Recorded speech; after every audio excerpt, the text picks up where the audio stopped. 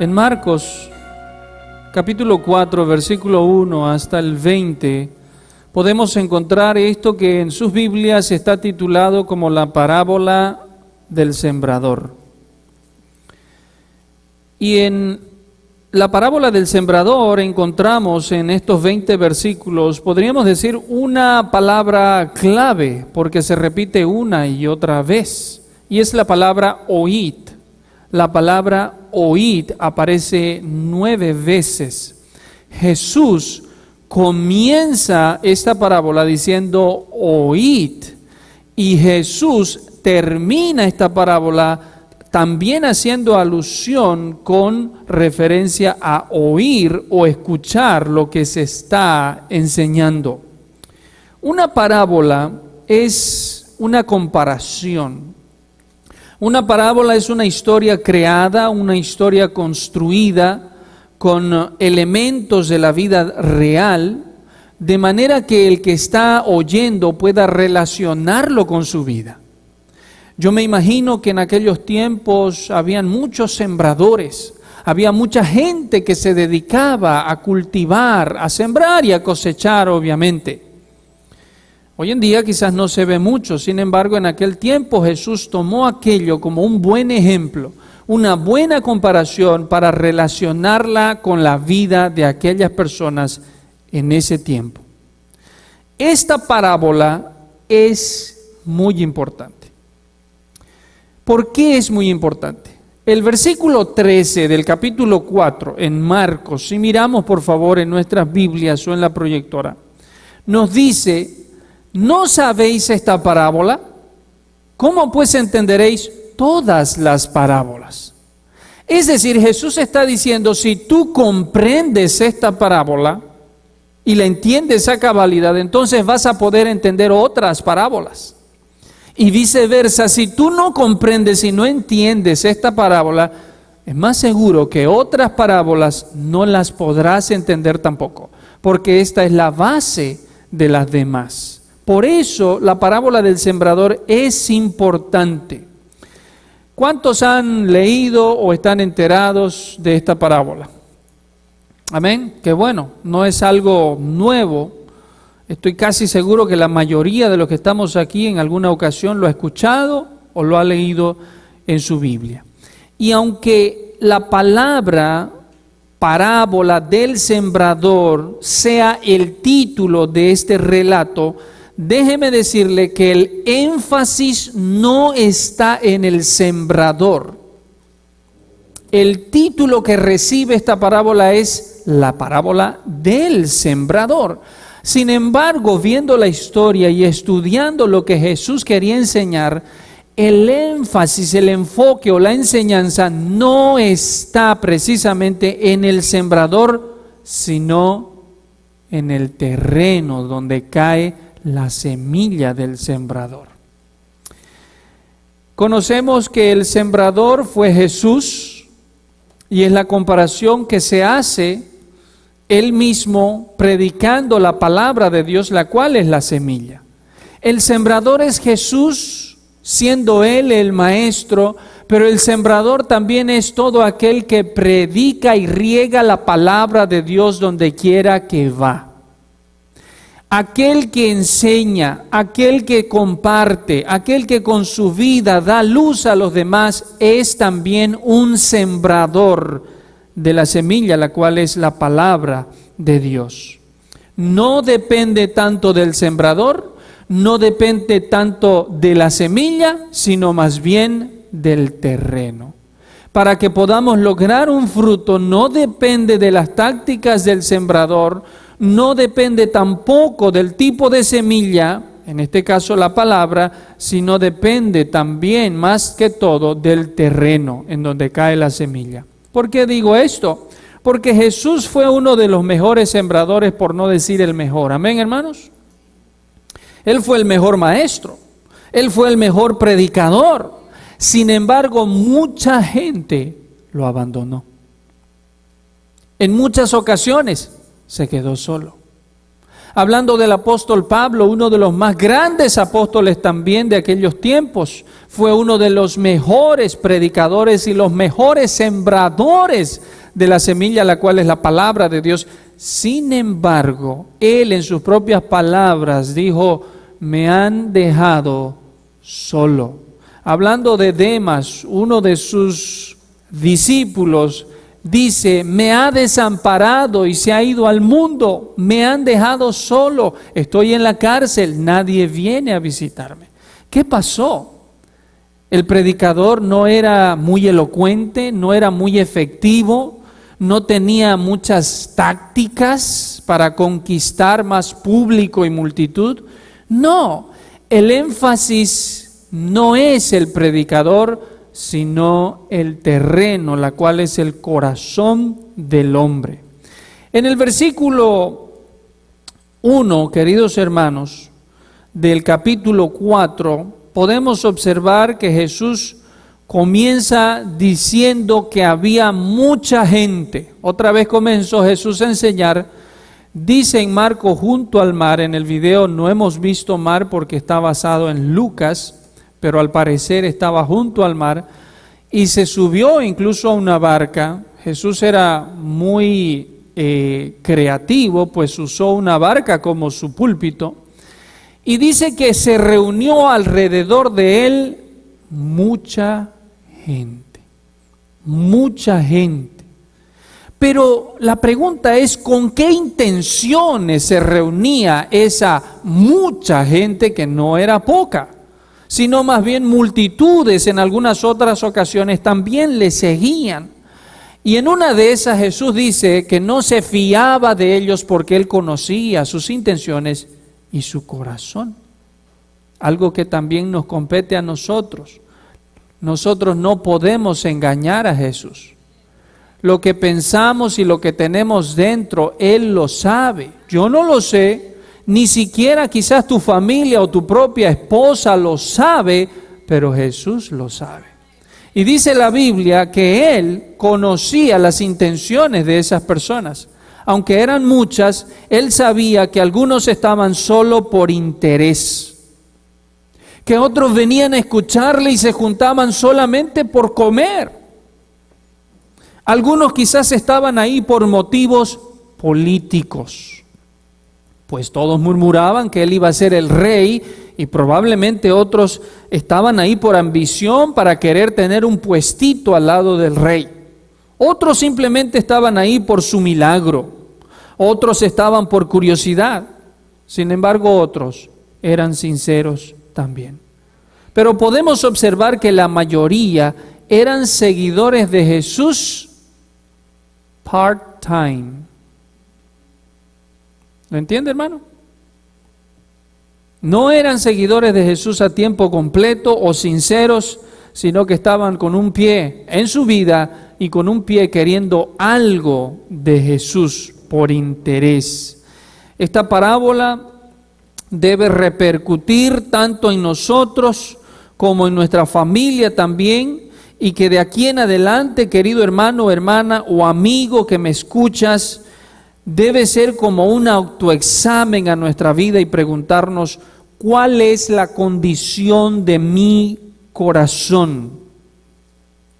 ¿En qué situación se encuentra mi vida cuando esa palabra es regada y es sembrada en mi corazón? ¿Cuál es la respuesta que doy a esa palabra sembrada?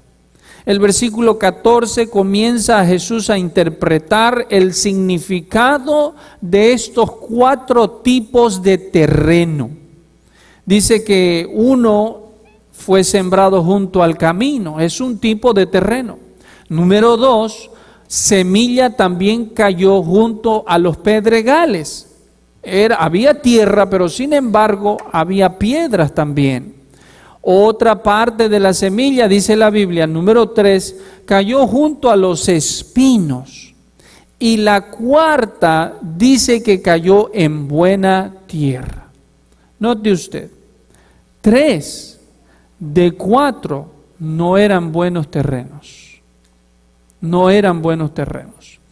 En la primera, la semilla que cayó junto al camino, Jesús interpreta esto y dice lo siguiente, el versículo 14, el sembrador es el que siembra la palabra. El versículo 15 nos dice, y estos son los de junto al camino, en quienes se siembra la palabra, pero después que la oyen, enseguida viene Satanás y quita la palabra que se sembró en sus corazones. Esta semilla que fue sembrada junto al camino representa, queridos hermanos, el camino que está pisoteado y por ende duro. Porque por un camino que usted pasa constantemente y lo pisotea constantemente, la tierra se vuelve dura. Entonces la semilla no puede penetrarse, queda superficialmente por encima, y como queda por encima, dice la palabra, enseguida viene Satanás para llevársela. En otras palabras, lo que hacemos en la iglesia, es decir, escuchar y predicar la palabra de Dios, lo que hacemos en las diferentes células o en las reuniones de hogares, de también edificarnos con la palabra de Dios, desata, mi querido hermano y hermana, una batalla infernal. Satanás no está durmiendo, él pone los ojos en todos los lugares en donde se predica el verdadero evangelio, porque él sabe que el verdadero evangelio sembrado en nuestros corazones causa nuestra transformación a la imagen y semejanza del Señor Jesucristo, y eso es lo que él menos quiere. Dice el versículo, enseguida.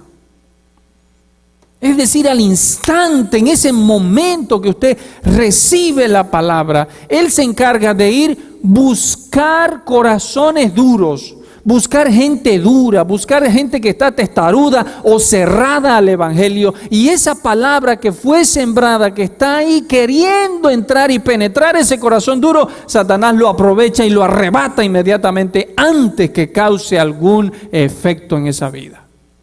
Enseguida, dice, Satanás busca corazones endurecidos. En el versículo 16 y 17 encontramos lo que podríamos llamar el corazón superficial. Dice, estos son asimismo los que fueron sembrados en pedregales. Note usted que aquí no hay discriminación.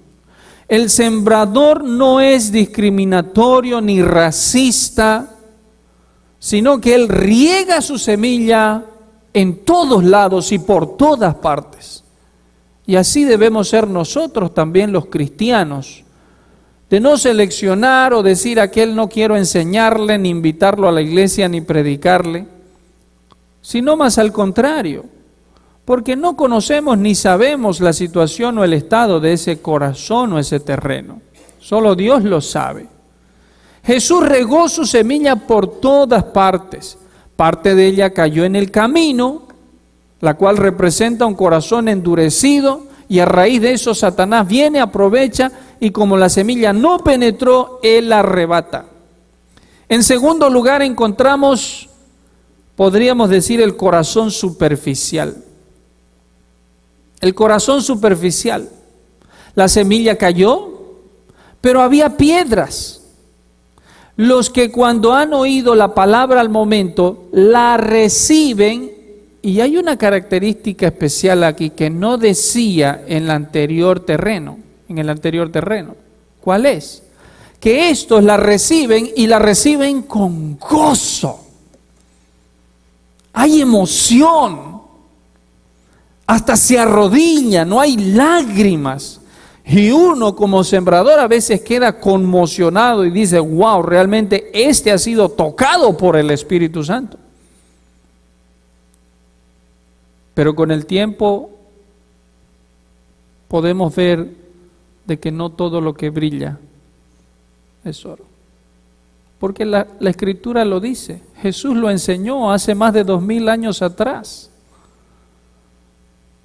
Que si bien es cierto la reciben y la reciben con gozo, se emocionan, están 100% con las pilas cargadas, empiezan incluso a servir en la iglesia, están con ganas de hacer lo que sea, dice el pastor algo y yo quiero, pero algo sucede en ese proceso, la cual hace que estas personas manifiesten que están simplemente vacías por dentro y que la semilla no tuvo su resultado como debía tenerlo.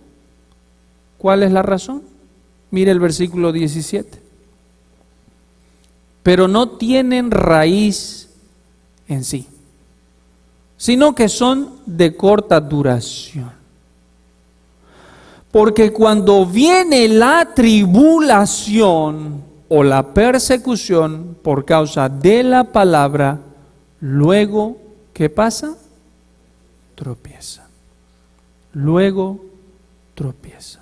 Hermanos, las piedras representan los problemas.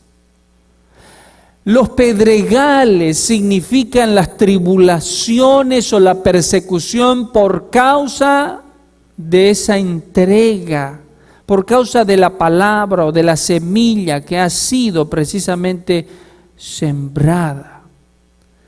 Las piedras representan las pruebas que cada persona que pasa por estos asientos recibe. Que cada persona en donde es sembrada la palabra del Señor recibe. Este corazón es un corazón muy, muy emocional que cuando recibe la palabra dice, yo quiero eso. Pero después de algunos días o algún tiempo, vienen las pruebas y los problemas a su vida. Y los problemas hacen manifestar la fe verdadera que esa persona tenía. Si bien es cierto, nadie está exento de los problemas y las pruebas. Amén, hermanos. Todos tenemos dificultades. Pero déjeme decirle que Dios es quien orquesta las pruebas en todo ser humano con el beneficio al creyente de fortalecer la fe de ese hijo de Dios.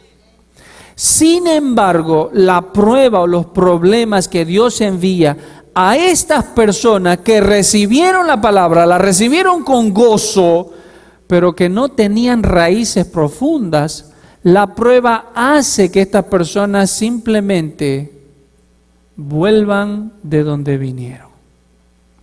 Así como entraron con gozo por aquella puerta, con mucha emotividad y ganas, así por esta puerta también salen. Eso es lo que nos está diciendo la palabra del Señor. ¿Se dan cuenta cómo Jesús dice la importancia de entender esto hace que entendamos otras cosas también? Pasó en los tiempos de Jesús, sigue pasando hoy en día también. Que la mayoría de los terrenos son infructuosos por la condición en la que se encuentra su corazón. Eso es lo que sucede. La fe verdadera se fortalece en las dificultades, pero ponen también en evidencia la falsa decisión de aquellos que creen, pero en realidad no creen. ¿Entiende eso, hermano? Voy a repetir esto. Hablando de las pruebas, la cual son las piedras aquí. La fe verdadera se fortalece en las dificultades. Se fortalece. El verdadero creyente también tiene problemas, igual que el no creyente. Todos los que venimos aquí tenemos los mismos problemas que los que tienen los que no son creyentes, hermanos y hermanas. Tenemos los mismos problemas. Economía, muertes, algunos hasta divorcios, problemas en la familia, dificultades en el trabajo. Tenemos los mismos problemas. Pero Dios nos enseña que ese problema fortalece al que es un verdadero cristiano, al que tiene raíces.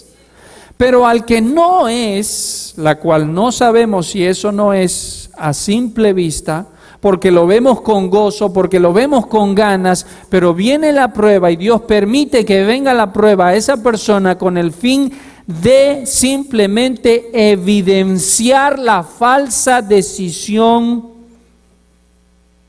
de aquellos.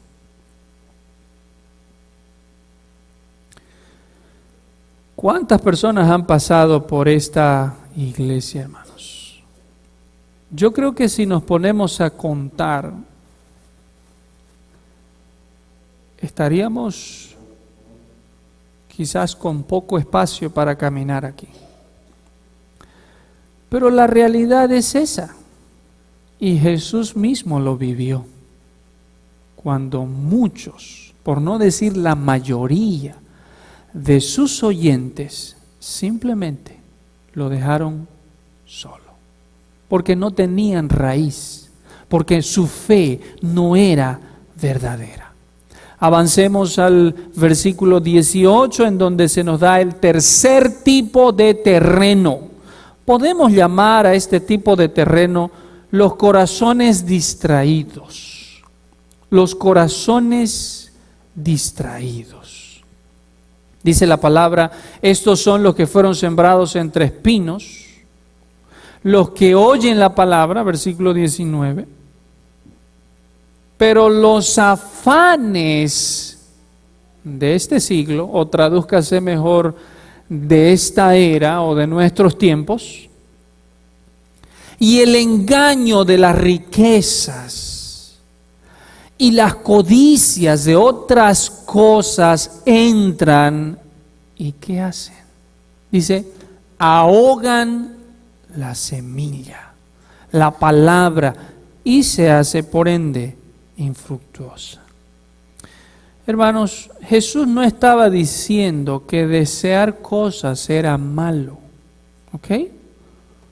Tú y yo deseamos cosas. Es más, Dios nos ha hecho así. Gracias a Dios por las papilas gustativas, amén. Deseamos cosas, las disfrutamos, las compramos, somos bendecidos por eso.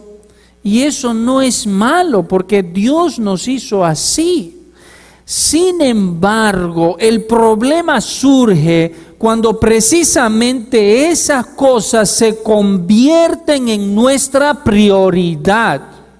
Cuando esas cosas materiales son la fuente primaria de nuestra seguridad, la fuente primaria de nuestro gozo, es decir, de que si no tengo voy a estar triste, la fuente primaria de nuestra felicidad, ahí viene el problema. Y eso se llama codicia. Eso le llama a Jesús afanes de estos tiempos. El engaño de las riquezas, de que si vas a tener, vas a ser feliz. El engaño hoy en día del mundo y la moda es de que si te ganas la lotería vas a ser el hombre más feliz del planeta. ¿Es cierto o falso? Dígamelo, ¿es cierto o falso? ¿Cuántos de ustedes habrán jugado la lotería? Teniendo eso en mente, ay, de que si yo me ganara, si tan solo yo tuviera, ahí cuando tenga, entonces yo voy a ser un hijo de Dios, entonces yo me voy a consagrar, entonces yo voy a repartir ese dinero a los pobres y voy a hacer felices a muchos y yo voy a ser feliz. Tenemos esa mentalidad porque el mundo nos ha metido esa filosofía, es el engaño de las riquezas. Si fuese así, Jesús hubiese sido el hombre más triste del mundo. ¿Sabe por qué? Porque la Biblia dice que él no tenía ni dónde recostar su propia cabeza. Usted por lo menos tiene amigos, tiene parientes, no tiene casa, pero tiene dónde llegar y acostarse, una buena cama. Jesús no tenía ni eso. Y el apóstol Pablo tampoco. Y muchos de sus seguidores fieles así mismo vivían. La riqueza no nos da la felicidad que solo Jesús nos puede dar. Solo Cristo te puede dar aquello que el mundo no te lo dará jamás. Y déjame decirte, hermano y hermana, que cuando eso sucede, cuando eso pasa, la semilla es sepultada. Y tú puedes decir en esta mañana, no, pastor, ¿cómo? No, yo busco primeramente el reino de Dios. Yo, materialista, por favor, pastor, no me insulte. Yo, que ando buscando la riqueza, no, por favor, yo busco primeramente el reino de Dios. Ok, entonces te veo el domingo aquí a las 9:30, amén. Y te veo congregando y buscándote una célula durante semanas, o te veo leyendo tu Biblia todos los días y buscando el reino de Dios antes que las riquezas. Si no es así, el tiempo lo dirá. El tiempo se encarga de todo. Porque uno puede ver a una persona pensando que realmente la semilla ha dado raíz, ha profundizado en esa persona, pero con el tiempo se da cuenta que lamentablemente no era así. No era así. Y Jesús nos dijo eso hace 2000 años atrás. Entiendan esto, porque esto va a suceder siempre. La mayoría busca lo material antes que lo espiritual. La mayoría busca los deleites o los afanes de este siglo, codicia las cosas antes que codiciar las cosas espirituales. Es nuestra naturaleza pecaminosa. Y dice que hay una parte de personas que tienen este estilo de terreno y sus corazones están en esta situación. Y el último, en el versículo 20 encontramos el terreno que fructifica. Dice la palabra, y estos son los que fueron sembrados en buena tierra. Usted puede decir, Señor, yo quiero ser una buena tierra. ¿Usted puede decir eso? ¿Quiere decirlo? Dígaselo al Señor. Señor, yo quiero ser una buena tierra. Señor, probablemente me has revelado hasta aquí con estos 3 tipos de terrenos anteriores que yo me identifico con uno de ellos. Que yo soy un seguidor tuyo de la multitud solamente part-time. Pero yo quiero ser ese buen terreno. ¿Qué hace ese buen terreno? Dice, oyen la palabra y no solamente la oyen a diferencia de los otros terrenos, sino que ésta la recibe para que eche raíces, hermanos. Y dan fruto a 30, a 60 y a 100 por uno, en diferentes cantidades, por algunas razones que solamente Dios lo sabe. Quizás da a algunos más fe, a otros menos, quizás probablemente a algunos hace que fructifiquen más y a otros menos, pero todos dan fruto, hermanos. Todo el que tiene una fe verdadera y echa raíces en el cristianismo da fruto. No importa si es 30, no importa si es 60, no importa si es 100. Da fruto. Esa es la muestra. Y Jesús más allá en Juan 15 lo dijo, por sus frutos los conoceréis. Por sus frutos los conoceréis. Estas personas son personas sinceras. No son personas que vienen de pronto a la iglesia simplemente a evaluar o a evaluar al predicador. Estas personas vienen a dejarse evaluar por la Biblia, la cual es muy diferente. No son personas que vienen por otro interés, son personas que vienen con el único interés de querer echar raíces con Jesús. Eso es una fe verdadera. Esa es una fe que va a dar fruto, hermano y hermana. Y como dijimos al principio, el problema no está en el sembrador, ¿ok?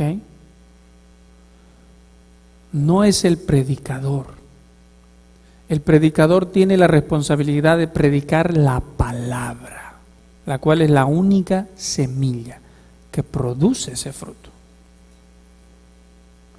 Pero no es su elocuencia, no es su forma, no es su estilo, no son sus dinámicas, ni tampoco es la semilla, porque la semilla está ahí, será y es la misma de siempre. El problema está en el terreno. El problema está en el corazón. Pensamos a veces, como líderes de la iglesia, debo decirle y ser sincero, que si hacemos cambios habrá crecimiento. Y eso es todo lo que todo pastor anhela, honestamente, que esto se llene de gente. Y a veces uno se desespera y dice, vamos a hacer esto, vamos a hacer este otro, una comida por acá para que la gente llegue, vamos a hacer esta dinámica por acá, vamos a poner, yo escuché a un pastor una vez que dijo, con la batería esto se va a llenar, drums, porque eso le gusta a los jóvenes y aquí vamos a tener lleno la iglesia, oh, wow. Vamos a comprar una batería y una colecta, trabajar todos y una ofrenda para la batería. No se trata del sembrador. El problema no es la semilla ni el sembrador. A veces nosotros cometemos esto y de pronto puede ser que sí se llene la iglesia, pero se llene simplemente de terrenos infructuosos. Gente que vendrá, que irá, gente que está ahí y después no está. Gente que tiene un corazón como el junto al camino, gente que está lleno de piedras, gente lleno de espinas, pero no con una fe verdadera, simplemente con una fe superficial. El problema es que todos venimos de fábrica con un corazón malo. Y tú, que ya eres creyente o dices ser cristiano, tú no puedes autoalabarte y decir, no, es que yo era de buen terreno siempre, lo que pasa es que vine y escuché y ya de pronto disfruto y aquí estoy sirviendo a mi Dios. No, tú tampoco puedes decir eso, porque tú antes de estar en el terreno en donde estás, estabas o estuviste en algún tiempo en el terreno duro, en el terreno lleno de piedras o en el terreno quizás que está lleno de espinas. Pero por la misericordia de Dios estás en el terreno bueno. ¿Y qué es lo que dice la palabra del Señor? Terminemos con un pasaje. Ezequiel 36, 25. Ezequiel, capítulo 36, el versículo 25.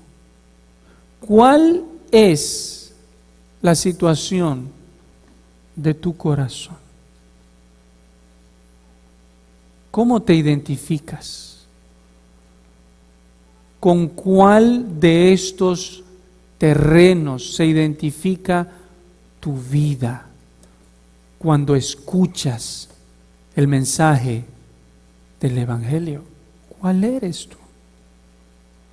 Déjame decirte que solo Dios puede hacer el milagro de que tu terreno sea transformado y cambiado.